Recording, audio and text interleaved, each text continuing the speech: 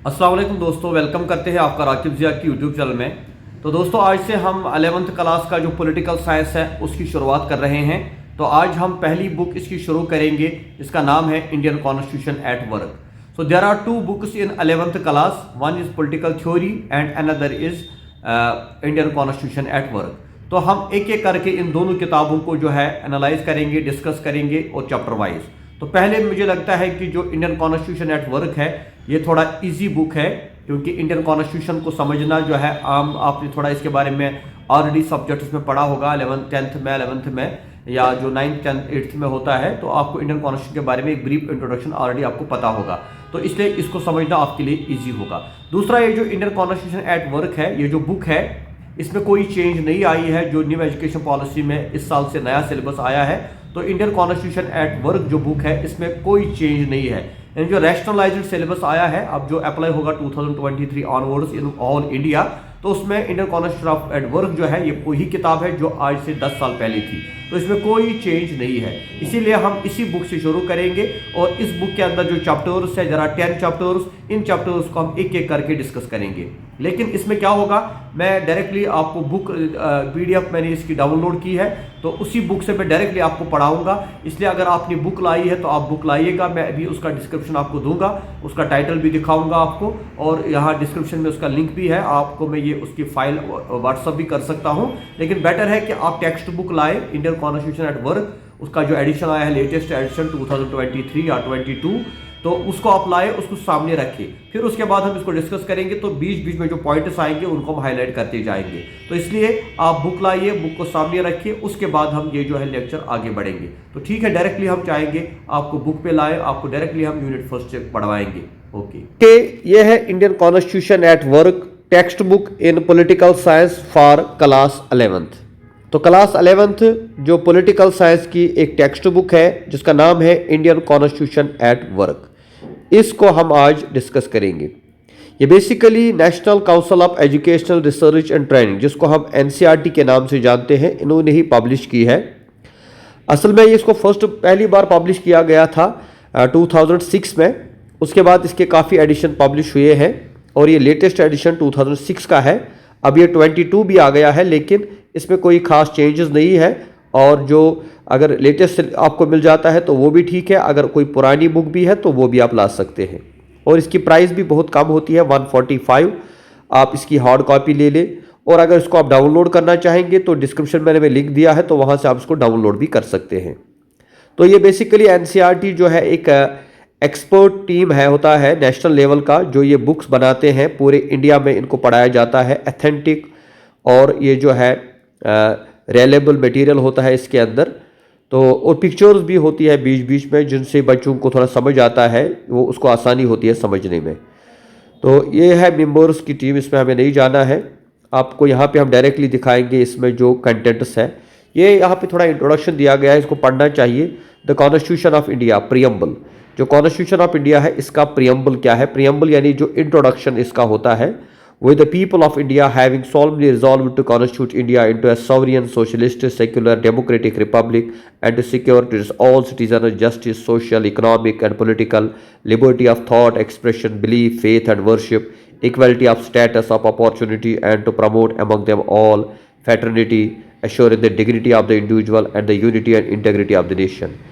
In our Constituent Assembly, this 26th day of November 1949, do hereby adopt an act and give to ourselves this Constitution. तो constitution of India जो है इसको 26 नवंबर 1949 को adopt किया गया था, और ये प्रियम्बल जो है ये पार्ट ऑफ इंट्रोडक्शन है कॉन्स्टिट्यूशन ऑफ इंडिया का। तो ये मैं चाहूँगा इसको वर्बली जो है ना रट्टा मार के जो है दिमाग में रख दे, याद करके रखें, कभी भी इसकी ज़रूरत पड़ती है तो आप इसको बोल पाए। इसको एक बार आप, एक पेज है ये, इसको याद करके रखें। अब यहाँ पे है कंटेंट्स। पहला चैप्टर है इसका constitution why and how. Second is rights in the Indian constitution. Third is election and representation. Fourth one is executive. Fifth is legislature. Sixth is judiciary. Seventh is federalism. Eighth is local governments. Ninth is constitution as a living document. 10th is the philosophy of constitution. So there are only 10 chapters or 10 units in the first book. तो तो इसमें 10 chapters है। यहाँ पे एक और introduction दिया गया है फंडामेंटल ड्यूटीज़ जो हर एक सिटीजन ऑफ इंडिया को जो है परफॉर्म करना चाहिए। ये पार्ट 4 ए आर्टिकल 51A में है, तो इसको भी यहाँ पे रखा गया है। It shall be the duty of every citizen of India to abide by the constitution, respect its ideals, institutions, the national flag, the national anthem, to cherish and follow the noble ideals which inspired our national struggle for freedom, to uphold and protect the sovereignty, unity and integrity of India, to defend the country and render national service when called upon to do so, to promote harmony and the spirit of common brotherhood among all the people of India, irrespective of religion, linguistic, regional and sectional diversities, to announce practice derogative to the dignity of the woman, to value and preserve the rich heritage of our composite culture, to protect and improve the natural environment, including forests, lakes, rivers, wildlife, to have compassion for living creatures, to develop the scientific temper, humanism, and a spirit of inquiry and reform, to safeguard the public property and to abjure violence, to strive towards excellence in all spheres of individual and collective activity so that the nation constantly rises to higher levels of endeavor and achievement. And 11th duty is who is a parent or guardian to provide opportunities for education to his child or as the case may be ward between the age of 6 to 14 years. तो ये basically article 51A में add हुआ था। 42nd amendment जो constitution of India में हुई थी 1976 में, इसमें जो है इस फंडामेंटल ड्यूटी को ऐड किया गया। और 11th ड्यूटी जो है वो 2002 का एक्ट था 86th अमेंडमेंट जो 1 अप्रैल से इसमें इफेक्ट हुआ, तो ये 11th ड्यूटी है। ये फंडामेंटल ड्यूटी जो है ये भी आपको याद रखनी चाहिए because as a citizen of India everybody should know what is his duty. तो ये पहला जो है ये पहला इंट्रोडक्शन हो गया हमारी बुक का कि जो हमारी बुक है, जो कौन सी बुक आपको पढ़नी है 11th क्लास की। This is the foundation course. ये एक फाउंडेशन कोर्स है। It will not only help you to qualify the 11th class examination but it is also important for if you are preparing for civil service examinations like KS, IAS or any other competitive exam, or as a citizen of India you must have the knowledge about the Constitution of India. As a citizen अगर देखें तो आपको पता होना चाहिए कि Constitution of India क्या होती है, इसकी क्या ज़रूरत है, क्योंकि we are concerned with the Constitution, we are citizens of India। तो इसलिए इसके 3 फ़ायदे हैं। एक फ़ायदा यह है कि आपको 11th में ये सिलेबस में दिया गया है तो आपको ये पास करना है। दूसरा ये फ़ायदा है कि अगर आप किसी कॉम्पिटिटिव एग्ज़ाम की या ये आपका फाउंडेशन कोर्स है, किसी कॉम्पिटिटिव एग्ज़ाम की तैयारी कर रहे हैं तो वहाँ आपको हेल्प ये लगेगा। Third, as a citizen of India आपको इन्फॉर्मेशन मिल जाएगी और आप अवेयर हो जाओगे अपनी राइट्स, अपनी ड्यूटीज़, अपनी कॉन्स्टिट्यूशन के बारे में। तो आइए दोस्तों इसके बाद चलते हैं यूनिट 1 पे, कॉन्स्टिट्यूशन वाई एंड हाउ। सो ये पहला चैप्टर है हमारी बुक कॉन्स्टिट्यूशन एट वर्क का क्लास 11th। तो इसका पहला टोटल चैप्टर 10 है। पहला चैप्टर आज हम शुरू करेंगे। तो इसका पहले यहाँ पे इंट्रोडक्शन आप देखेंगे कि इस बुक के बारे में थोड़ा इंट्रोडक्शन दिया गया है। इस मतलब what is constitution, what a constitution does do the society, how constitution is govern the allocation of power in society. So these things we will discuss in the chapter. तो यहाँ से हमारी बुक शुरू होती है। मैंने डायरेक्टली क्यों book पढ़ाई, क्योंकि आप भी अपने सामने बुक रखें और फिर हम इसको लाइन बाय लाइन पढ़ेंगे और थोड़ा यहीं पे इसको डिस्कस करेंगे, समझेंगे। क्योंकि क्या होता है अगर जब हम बोर्ड पे आपको सिर्फ लेक्चर देते हैं तो वो याद नहीं रहता है। इससे बेटर है कि बुक आपके पास है, आप दोबारा इस बुक को खोल के पढ़ेंगे, उससे आपको और चीज़ें क्लियर हो जाएंगी। और वैसे मुझे लगता है ये जो बुक लिखी है NCERT वालों ने बहुत ही ईजी लैंग्वेज में है जो आप आसानी से समझ पाते हैं। तो पहले यहाँ पे क्वेश्चन दिया है, why do we need a constitution, हमें कॉन्स्टिट्यूशन की क्या ज़रूरत है। What is a constitution? What are its functions? What role does it perform for a society? How does a constitution relate to our daily existence? Answer these questions is not as difficult as you might think. ये जो questions आ सकते हैं ये exam में भी आपको पूछे जा सकते हैं या आपको समझने के लिए भी ज़रूरी है। कि पहला क्वेश्चन है कॉन्स्टिट्यूशन क्या होता है, कॉन्स्टिट्यूशन का फंक्शन क्या होता है, कॉन्स्टिट्यूशन का काम क्या है और कॉन्स्टिट्यूशन क्या रोल प्ले करती है सोसाइटी में। And how does a constitution relate to our daily existence, constitution जो है वो हमारी डेली एग्जिस्टेंस, हमारी डेली लाइफ के साथ कैसे रिलेट हो जाती है। तो constitution allows coordination and assurance. Constitution से क्या होता है, यहाँ पे एक पिक्चर भी दिखाया गया है, this group is very much like the people of my village. तो yes this could be my colony as well, do this apply to our village और टाउन। यानी यहाँ पे ये जो एक यहाँ से बॉय है, यहाँ से एक गर्ल है, इनके बीच में डिस्कशन हो जाता है जहाँ पे हम कहते हैं कि कॉन्स्टिट्यूशन जो है allows coordination and assurance. Constitution से क्या होता है, कोऑर्डिनेशन होता है, हम मिलकर काम करते हैं। लाइक यहाँ पे एग्जाम्पल दी है, imagine yourself to be a member of a reasonable large group, further imagine that this group has the following characteristics, the members of this group are diverse in various ways, they have different religious allegiance, some are Hindus, some are Muslims, some Christians and some perhaps profess no religion at all। ये कहते हैं imagine करो, आप अंदाज़ा करो, आप ख्याल करो, आप तस्वुर लाओ कि आप इस समाज में रहते हो, आप एक गांव में रहते हो, एक शहर में रहते हो, एक टाउन में रहते हो, लेकिन वहाँ क्या है, वहाँ सारे लोग हिंदू नहीं है, वहाँ हिंदू भी है, मुसलमान भी है, क्रिश्चियन भी है और कुछ ऐसे भी लोग हैं जो किसी मज़हब को नहीं मानते। तो ये हमारे हिंदुस्तान की एग्जाम्पल है, क्योंकि इंडिया जो है, India is a multi religious country. India में हर एक मज़हब आपको मिलेगा और हर एक मज़हब को मानने वाले लोग हैं।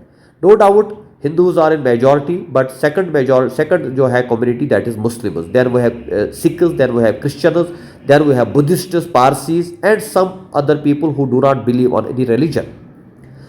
कश्मीर में तो हम कहेंगे कि Muslims are in majority, but whole India में अगर देखा जाए तो हिंदूज आर इन मेजॉरिटी और in some areas Muslims are in majority. यानी कहने का मतलब है कि हिंदुस्तान सबका देश है, हिंदुस्तान में रहने का सबको हक है।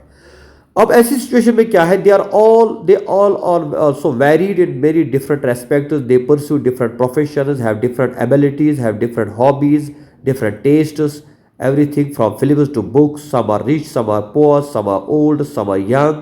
Imagine further that members of this group are likely to have disputes over various aspects of life।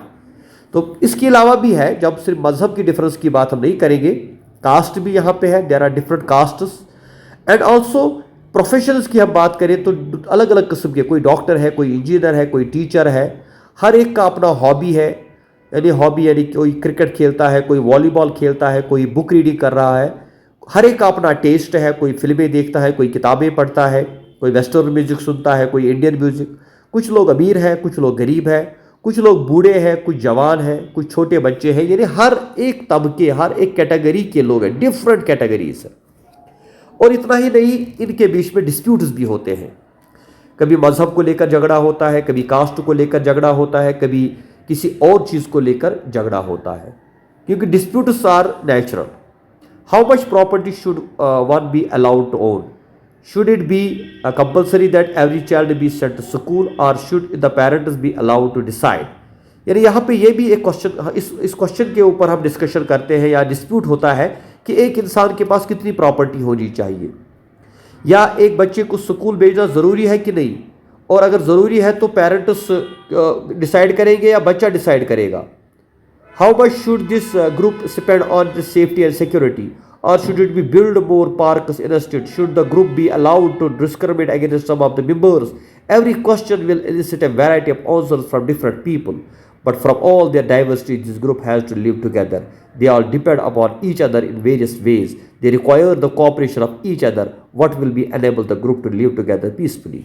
यानी इतने जो हमारे सोसाइटी में जो डिफरेंट किस्म के लोग रहते हैं, डिफरेंट आइडियोलॉजीज के लोग रहते हैं, डिफरेंट थॉट्स के लोग रहते हैं, तो उनके बीच में जो डिस्प्यूट्स होते हैं, काफ़ी चीज़ों के ऊपर वो डिस्कशन करते हैं, डिस्प्यूट्स होते हैं। लेकिन ये डाइवर्सिटी जो है, इसको हम डाइवर्सिटी कहते हैं, लेकिन इस डाइवर्सिटी के बगैर भी बावजूद इनको एक साथ रहना है।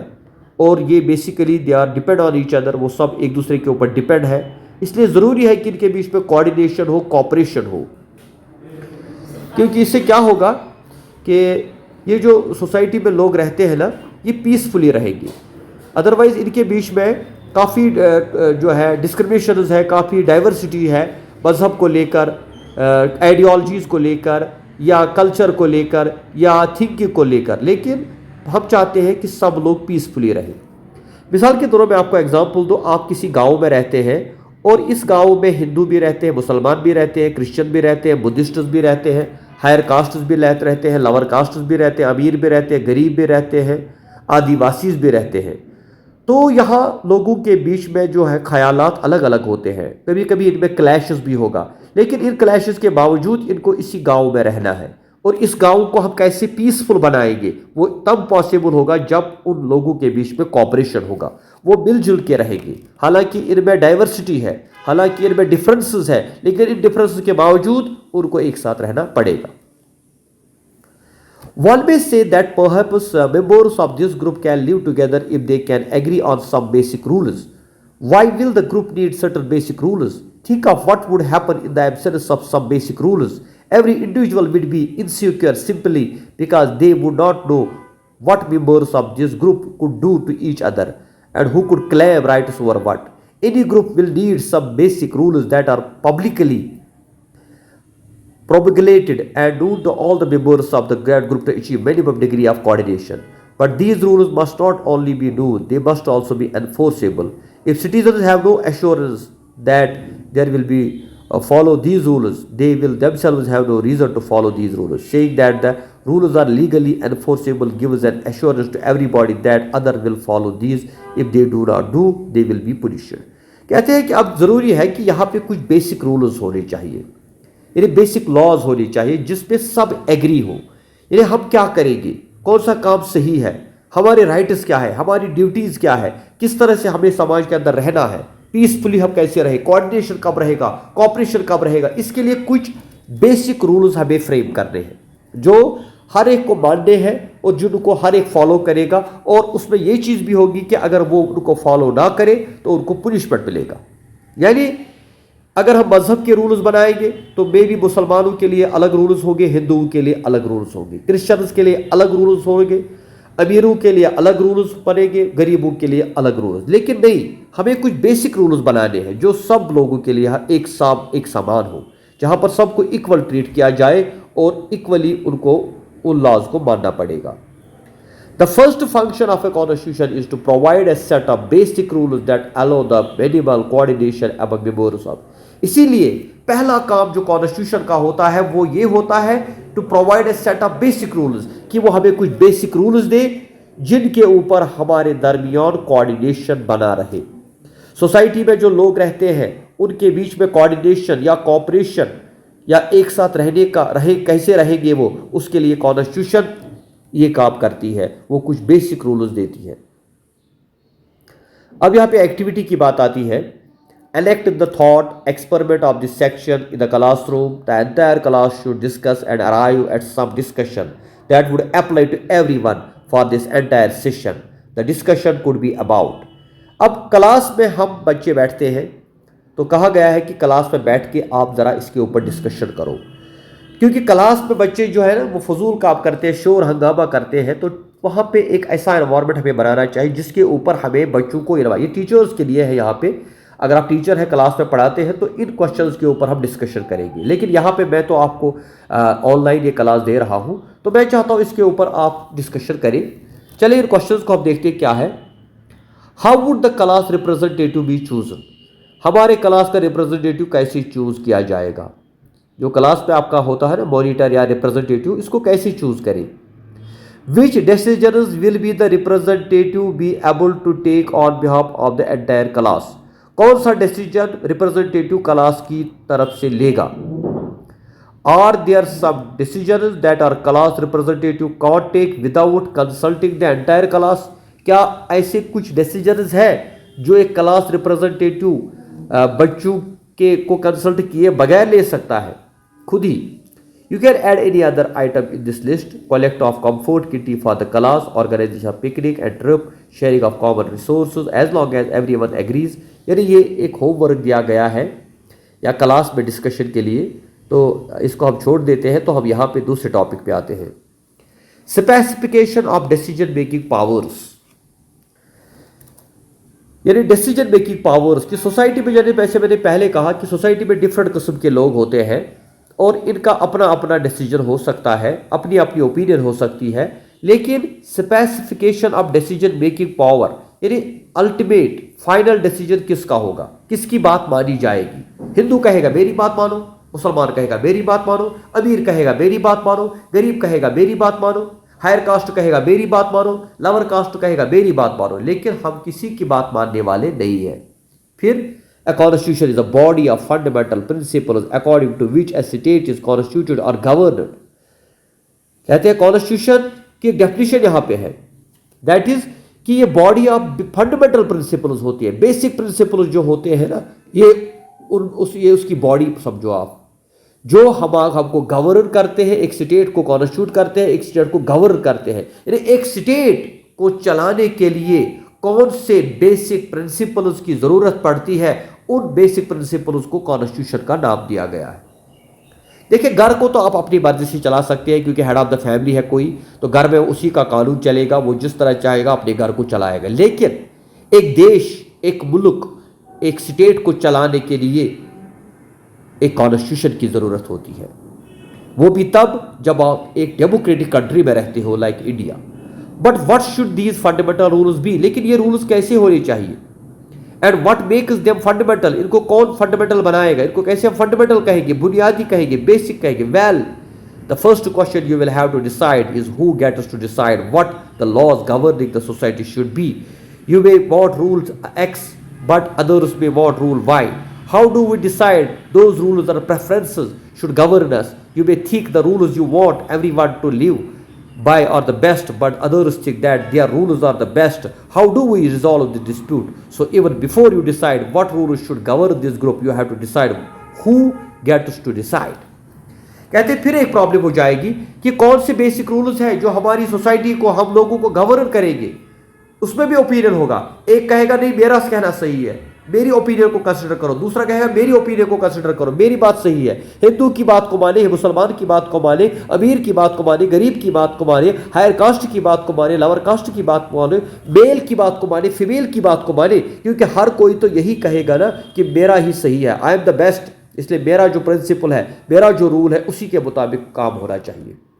लाइक इंडिया को गवर्न करने की ज़रूरत है, तो मुसलमान कहेंगे इसको कुरान से गवर्न करो, शरिया का कानून लाओ, Islam is the best religion, Islam is the number 1 religion, Islam is the perfect religion. लेकिन हिंदू कहेगा नहीं, मैं नहीं मानूंगा। हिंदू कहेगा नहीं, इसको गीता, इसको जो है, ये जो है रामायण या महाभारत या कौटिल्य का अर्थशास्त्र, उसके मुताबिक गवर्न करो, रामराज होना चाहिए। क्रिश्चियंस कहेंगे नहीं, बाइबल जो कहती है बाइबल के मुताबिक करो। सिख्स कहेंगे नहीं, जो ग्रंथ साहब में है उसी के मुताबिक करो। यानी हर एक का अपना ओपिनियन होगा। बट इसलिए हमें इससे पहले कि कौन से बेसिक रूल्स हम बनाए जो हमारी सोसाइटी को गवर्न करे, हमको गवर्न करे, हु गेट्स टू डिसाइड, ये कौन डिसाइड करेगा? तो ये डिसाइड कौन करता है? The question has to provide the answer question. It's basic allocation of power decide who gets, कौन ये डिसाइड करेगा, उसी चीज का नाम होता है कॉन्स्टिट्यूशन। तो कहते हैं कि for something to be law should everyone agree to it, should the people directly vote और each matter as the else agree, और should the people express their preference by elective representative of the people और active. कहते हैं कि इसके बहुत सारे तरीके होते हैं। जैसे ग्रीस में क्या होता था, अगर कोई इंपॉर्टेंट डिसीजन लेना होता था तो पीपल असेंबल समवेयर, सारे लोग जमा हो जाते थे और फिर वही ऑन स्पॉट कोई फैसला लेते थे।